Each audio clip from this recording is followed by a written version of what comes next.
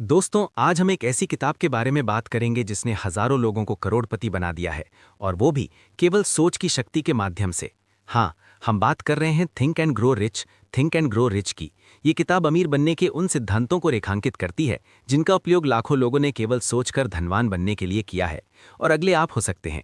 ये किताब आपको अमीर बनने के जादुई फॉर्मूले सिखाएगी, जिससे आप शून्य से शुरुआत कर अपार धन के स्वामी बन सकते हैं।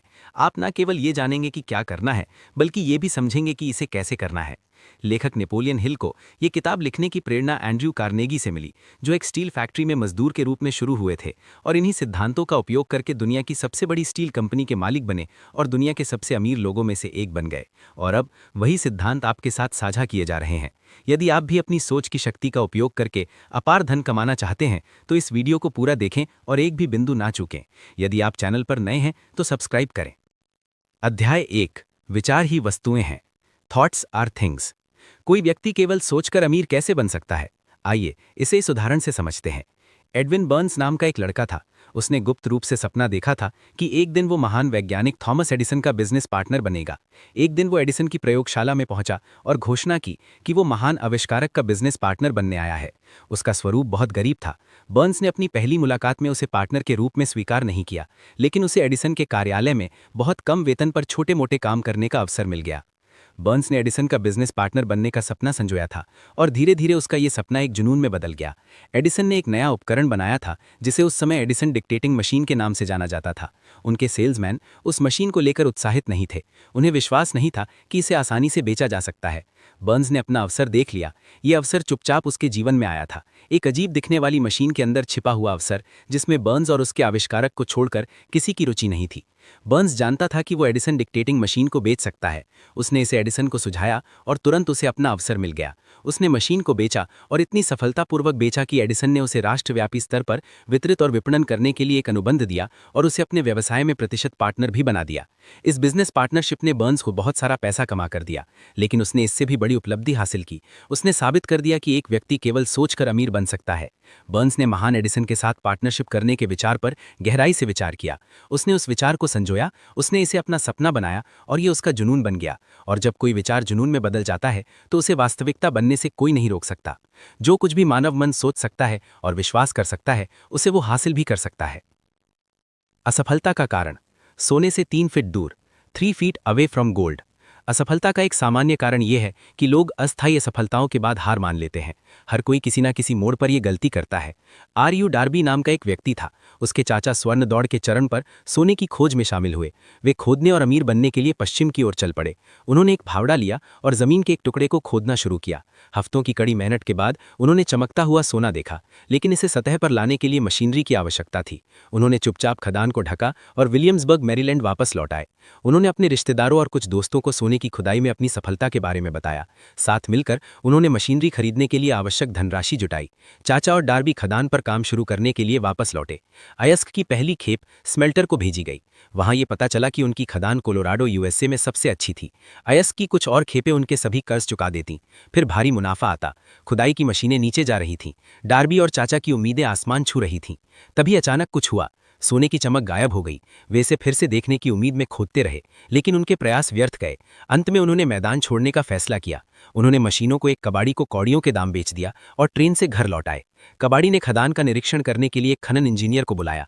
इंजीनियर ने सलाह दी कि परियोजना विफल हुई क्योंकि मालिक नहीं जानते थे कि एक फॉल्ट लाइन बीच में है। उनके विश्लेषण के अनुसार डार्बी ने जहां खुदाई छोड़ी थी उससे केवल 3 फीट नीचे सोना मौजूद था, और इंजीनियर का अनुमान सही साबित हुआ। कबाड़ी ने खदान से लाखों डॉलर का सोना पाया। ये सब इसलिए क्योंकि वो जानता था कि हार मानने से पहले विशेषज्ञ की सलाह लेना सबसे अच्छा है। असफलता केवल एक अस्थायी स्थिति है, हार मानना ही स्थायी विफलता है। और सोने से 3 फीट दूर ही बहुत लोग हार मान लेते हैं। धैर्य ही सफलता की असली कुंजी है। सफलता से पहले किसी भी व्यक्ति को अस्थायी हार या असफलता का सामना करना पड़ता है। हारने पर सबसे आसान और तार्किक कार्रवाई हार मान लेना है, और अधिकतर लोग यही करते हैं। लेकिन असली मजा रास्ते पर बने रहने में है। नेपोलियन हिल बताते हैं कि देश के 500 से अधिक सबसे सफल लोगों ने मुझे बताया कि उनकी सबसे बड़ी सफलता उस बिंदु पर मिली जब वे पराजित हुए थे, और सफलता उनसे बस एक कदम दूर थी। असफलता बहुत चालाक और मजेदार होती है। जब सफलता कोने के आसपास होती है तो ये लोगों को नीचे गिराने का आनंद लेती है। हमेशा याद रखें, मानव मन जो कुछ भी सोच सकता है और विश्वास कर सकता है, उसे वो हासिल भी कर सकता है। अध्याय 2, तीव्र इच्छा। A strong Dzire. इच्छा और तीव्र इच्छा के बीच एक बड़ा अंतर है। इच्छा का मतलब है चाहना। दुनिया में हर कोई अमीर बनना चाहता है, लेकिन हर कोई बन नहीं सकता, क्योंकि केवल इच्छा करने से कुछ हासिल नहीं होता। दूसरी चीज है तीव्र इच्छा। तीव्र इच्छा का मतलब है दिल से चाहना, पूरी तीव्रता के साथ चाहना, एक ऐसी इच्छा जो मन और हृदय पर हावी हो जाए और पागलपन का रूप ले ले। अब तीव्र इच्छा क्या है, इसे इस उदाहरण से समझते हैं। बहुत समय पहले एक महान योद्धा एक ऐसी स्थिति का सामना कर रहा था जहां किसी भी कीमत पर युद्ध जीतना अनिवार्य था। वो अपनी सेना को एक शक्तिशाली सेना के खिलाफ भेजने वाला था और दुश्मन के सैनिक संख्या में अधिक थे। उसने अपने सैनिकों को जहाजों में लादा, दुश्मन के देश की ओर रवाना हुआ, सैनिकों और गोला बारूद को उताया और फिर जिन जहाजों से वे आए थे उन्हें जलाने का आदेश दिया। युद्ध से पहले अपने सैनिकों को संबोधित करते हुए उसने कहा, तुम देखते हो कि जहाज जल गए हैं। इसका मतलब है कि हम यहां से जिंदा वापस नहीं जा सकते जब तक हम जीत नहीं जाते। हमारे पास कोई विकल्प नहीं है, या तो हम जीतेंगे या हम मरेंगे। और परिणाम क्या हुआ? वे जीत गए। जहाज जला दो, अपने पीछे के सभी रास्तों को बंद कर दो ताकि आपके पास सफल होने के सिवा कोई विकल्प ना रहे। बर्न्स इसलिए सफल हुआ क्योंकि किसी और चीज के अधिक वो एडिसन का बिजनेस पार्टनर बनना चाहता था। उसने उस लक्ष्य को हासिल करने की योजना बनाई और अपने पीछे के सभी पुल जला दिए। उसने अपनी तीव्र इच्छा के साथ तब तक प्रयास किया जब तक कि उसके जीवन का सबसे बड़ा सपना आखिरकार वास्तविकता नहीं बन गया। उसने खुद से ये नहीं कहा कि मैं कोशिश करूंगा और देखूंगा, बल्कि उसने कहा, मैं एडिसन से मिलूंगा और उसे बताऊंगा कि मैं उसके साथ व्यापार करना चाहता हूं। प्रत्येक व्यक्ति को यह समझना चाहिए कि जिन्होंने अपार धन कमाया है, उन्होंने उसे हासिल करने से पहले गहराई से सपने देखे हैं, उन्होंने उम्मीदें पाली हैं, वे सशक्त इच्छाओं और योजनाओं पर निर्भर हैं, और आपको भी ऐसा ही करना चाहिए। अमीर बनने की योजना बनाते समय सपने देखने वाले को कम मत समझिए। किसी ऐसे व्यक्ति की बातों में ना आए जो आपको इसका विपरीत समझाने की कोशिश करता है। आप सोच सकते हैं कि सपना देखना मूर्खता है, लेकिन इस बदलती दुनिया में बड़ी सफलता हासिल करने के लिए आपको अतीत के सफल लोगों के सिद्धांतों का पालन करना होगा, जिनके सपनों ने मानवता को कई मूल्यवान चीजें दी हैं। यदि आप जो करना चाहते हैं वो सही है और आप उसमें विश्वास करते हैं, तो आगे बढ़ें और उसे करें। अपने सपने को अपने सामने रखें और इस बात की चिंता ना करें कि लोग आपकी अस्थायी सफलता के बारे में क्या कहेंगे। थॉमस एडिसन ने एक बल्ब का सपना देखा था जो बिजली से जलेला, और उसने अपने सपने को साकार करने के लिए कदम उठाए। वो 1011 बार विफल हुआ, लेकिन उसने तब तक प्रयास जारी रखे जब तक कि वो वास्तविकता नहीं बन गया। राइट ब्रदर्स ने एक ऐसी मशीन का सपना देखा जो उड़ सके। आज हम दुनिया भर में प्रत्यक्ष प्रमाण देख सकते हैं कि उनका सपना वास्तव में सम्मोहक था। मार्कोनी ने एक ऐसी सिस्टम का सपना देखा जो हवा की अज्ञात शक्तियों का नियंत्रण करेगी। दुनिया का हर रेडियो और टेलीविजन सेट इस बात का सबूत है कि उनका सपना व्यर्थ नहीं था। अध्याय 3, कल्पना की शक्ति, the power of imagination. Napoleon Hill ने कहा कि जो कुछ भी एक व्यक्ति सोच और कल्पना कर सकता है, उसे वो बना सकता है। कैसे? आइए इसे एक उदाहरण से समझते हैं। अगर मेरे पास $1,00,000 होते तो मैं क्या करता? ये एक सच्ची कहानी है जो पुरानी कहावत को साबित करती है, जहां चाह वहां राह। ये कहानी दिवंगत अमेरिकी शिक्षक और उपदेशक फ्रैंक डब्ल्यू गंसोलिस की है। कॉलेज में पढ़ाई के दौरान गंसोलिस ने शिक्षा प्रणाली में कई खामियां देखीं। उनका मानना था कि यदि वो कॉलेज के प्रमुख बन जाएं तो वो इन खामियों को सुधार सकते हैं। उन्होंने एक नया कॉलेज स्थापित करने का संकल्प लिया जहां वो अपने विचारों का परीक्षण कर सकें और शिक्षा के पारंपरिक तरीकों से दूर हो सकें। उन्हें इस परियोजना के लिए $1,00,000 की आवश्यकता थी। उन्हें इतनी बड़ी रकम कहां मिलेगी? ये सवाल महत्वाकांक्षी युवा उपदेशक को लगातार सताता था, लेकिन वो कोई प्रगति नहीं कर पा रहे थे। हर रात वो $1,00,000 के विचार के साथ बिस्तर पर जाते थे और हर सुबह वो उसी विचार के साथ जागते थे। वो इसे अपने मन में तब तक पालते रहे जब तक कि ये एक जुनून में नहीं बदल गया। उन्हें नहीं पता था कि उन्हें $1,00,000 कहां से मिलेंगे। हार मान लेना और प्रयास बंद कर देना स्वाभाविक था, लेकिन उन्होंने ऐसा नहीं किया। डॉक्टर गंसोलिस बताते हैं, एक शनिवार की दोपहर मैं अपने कमरे में बैठा ये सोच रहा था कि मैं अपनी योजनाओं को सफल बनाने के लिए आवश्यक धन कैसे जुटाऊंगा। मैं लगभग 2 साल से सोच रहा था। 2 साल तक मैंने सोचने के अलावा कुछ नहीं किया, लेकिन अब काम करने का समय आ गया था। मैंने उसी पल मन बना लिया कि मैं 1 हफ्ते में $1,00,000 जुटाऊंगा। लेकिन कैसे? मुझे नहीं पता था। महत्वपूर्ण बात यह थी कि मैंने तय कर लिया था कि मैं एक निश्चित समय सीमा के भीतर वो राशि जुटाऊंगा।